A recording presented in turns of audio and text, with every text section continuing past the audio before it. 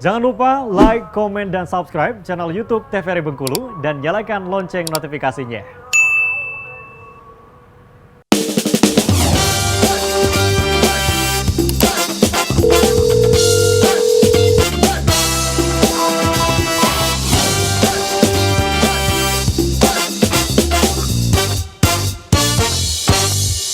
Terima kasih pemirsa, Anda masih setia bersama kami di Dokter Kito Bersama Kito Sehat. Kita masih membahas tema yang sama hari ini mengenai sindrom ovarium polikistik atau polycystic ovary syndrome atau biasa juga disingkat dengan PCOS. Masih bersama Dokter Putri Santri dan juga Dokter Beladina Citra. Nah, kita masih membahas dok ya mengenai penyakit PCOS ini. Mungkin boleh dok kita lanjut langsung dok ya ke selanjutnya Dokter Bella.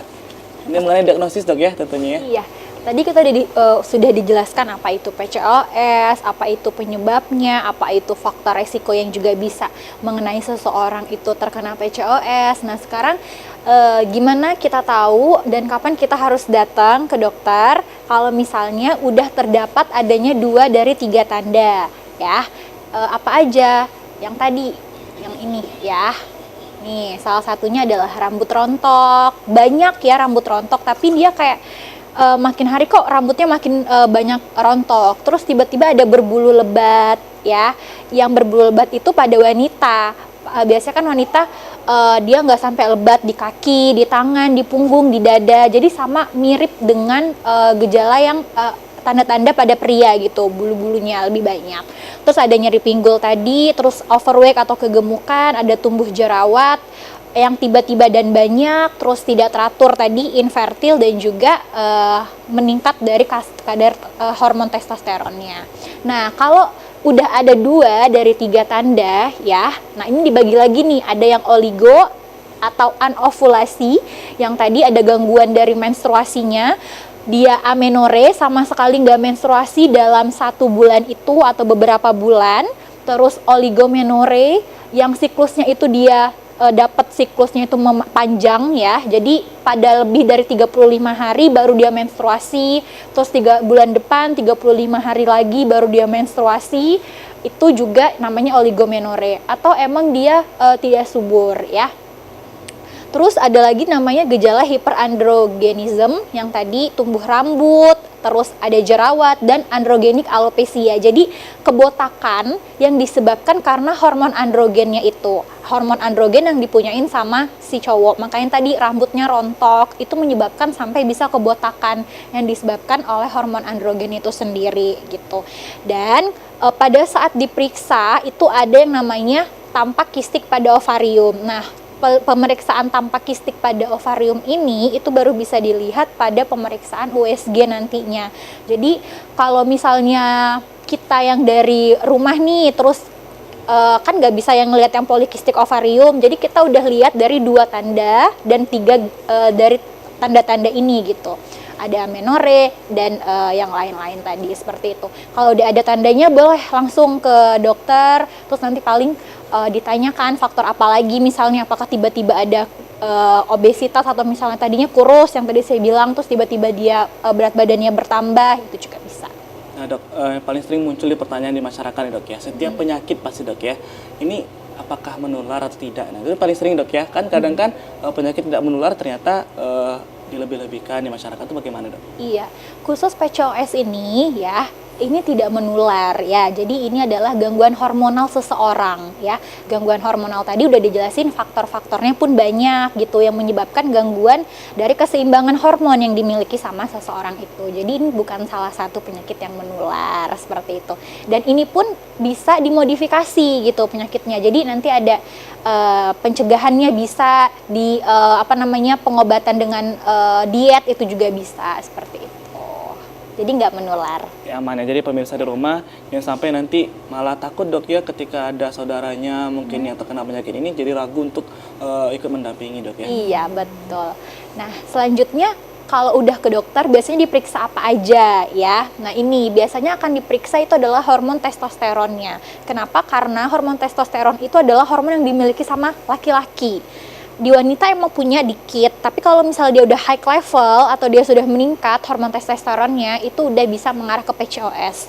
Yang kedua ada yang akan diperiksa adalah hormon wanitanya, itu adalah hormon LH, itu biasanya meningkat, dan juga hormon FSH ya. Jadi hormon untuk pembentukan si folikel telurnya itu nanti. Selanjutnya ada ini gula darah yang meningkat dan juga profil lemak yang abnormal. Jadi pasien-pasien yang PCOS itu juga biasanya dia gula darahnya itu meningkat. Jadi akan dicek gula darah dan juga profil lemak ya. Profil lemak misalnya kayak kolesterolnya meningkat seperti itu. Terus biasanya juga pasiennya gula darahnya tinggi datang, makanya dia juga disebut dengan hiperinsulin gitu.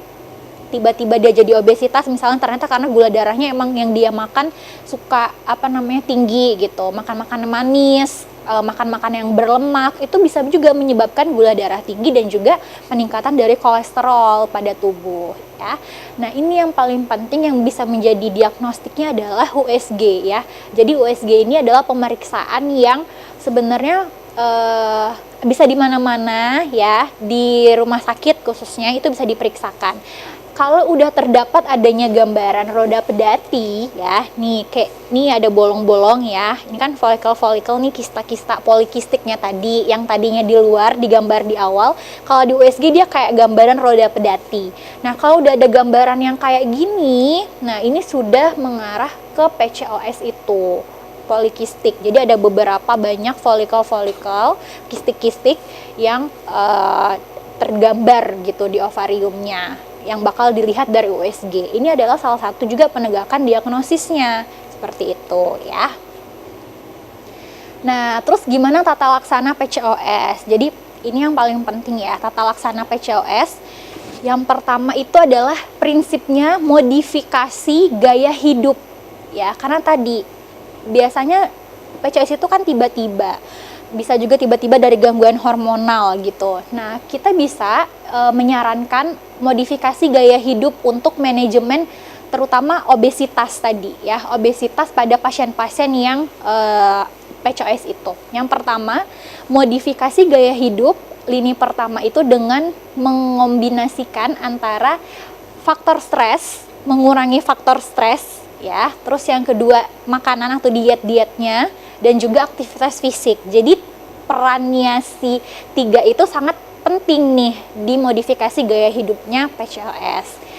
Nah, terus yang kedua adalah pembatasan asupan energi. Jadi pada pasien-pasien yang emang udah PCOS itu disarankan untuk makannya 500 sampai 1000 kilokalori aja per hari ya. Jadi bener-bener kalau bisa memang bisa dihitung ya, itu cuma 500 sampai 1000 kilokalori aja yang efektif untuk menurunkan berat badan dan juga mengurangi berat badan selama 6 sampai 12 bulan. Jadi nggak bisa juga langsung drastis, makanya pola asupan energinya itu dihitung dan dimaksimalkan seperti itu. Terus juga pola dietnya ini harus bergizi lengkap dengan kalori dari lemak kurang dari 30%, sorry. Jadi 30% tuh dikit ya lemaknya. Terus juga jumlah kalori dari lemak jenuhnya kurang dari 10% dan meningkatkan makanan yang tinggi serat. Yang tinggi serat seperti buah-buahan, gandum, seperti itu ya. Makan makanan sereal, sayur-sayuran. Jadi lebih banyak makan makanan yang tinggi serat, rendah lemak seperti itu. Karena kalau ini kan nanti dia bisa hiperkolesterol. Nah ini dok, kalau perihal diet ya dok ya, ini seringkali kita jumpai bahwa memang banyak sekali yang diet ekstrim dok. Apakah diet ekstrim seperti mungkin nggak makan apapun, hanya minum air aja, atau memang mengonsumsi pola obat diet yang beresiko dok? Apakah itu berbahaya dok? Iya, malah kalau misalnya diet yang dia itu tiba-tiba apalagi mengkonsumsi obat diet, itu malah lebih berbahaya, khususnya apalagi di pasien-pasien PCOS. Kenapa? Karena beberapa obat diet pun kita yang pertama belum tahu nih isi obatnya itu apa. Yang kedua adalah ini kan udah ada gangguan hormonal, sedangkan pasti ada obat yang masuk ke dalam tubuh, diproses oleh tubuh, itu juga bisa mengganggu hormon tersebut juga gitu. Jadi diet yang ekstrim kurang dianjurkan, makanya ada rekomendasi untuk dietnya itu dengan asupan energi yang 500 sampai 1000 selama 6 sampai 12 bulan. Jadi bener-bener kayak sedikit-sedikit tapi dia punya perubahan gitu. Jangan yang langsung drastis. Dan kalaupun dia langsung drastis itu juga malah takutnya nanti cuma minum air putih aja. Kan tubuh kita kan juga butuh makanan, butuh asupan, butuh ada yang dibakar seperti itu, butuh energi untuk sel-sel kita juga bergerak gitu ya, hidup. Jadi tetap nggak bisa cuman tiba-tiba aja gitu, harus punya progres. Pasti kan dok ya, kan ada beberapa obat diet yang memang dikonsumsi oleh masyarakat. Ini udah banyak banget dong ya. Ketika mengkonsumsi obat diet tersebut, nanti buang airnya itu yang secara berlebihan. Sedangkan yang dikonsumsi tidak ada. Apakah itu dapat menimbulkan penyakit lain juga dok, gara-gara di PCOS ini, atau pasien PCOS? Jadi obat dietnya itu sendiri ya itu tadi ya, karena kita nggak tahu obat itu kandungannya apa, tiba-tiba nanti efeknya adalah dia bisa buang air yang terus-terusan, terus itu malah menyebabkan dehidrasi, apalagi ditambah pasiennya nggak makan, nggak ada asupan yang masuk, nggak minum. Dehidrasi pada pasien-pasien ini yaitu malah lebih memberatkan kondisi, bukannya memperbaiki kondisi, seperti itu. Itu berbahaya dok ya? Iya, berbahaya. Oke, selanjutnya pilihan alternatif makanannya ya. Meningkatkan konsumsi protein, mengurangi indeks glikemik, yang maksudnya adalah kurangin makanan yang gulanya tinggi ya.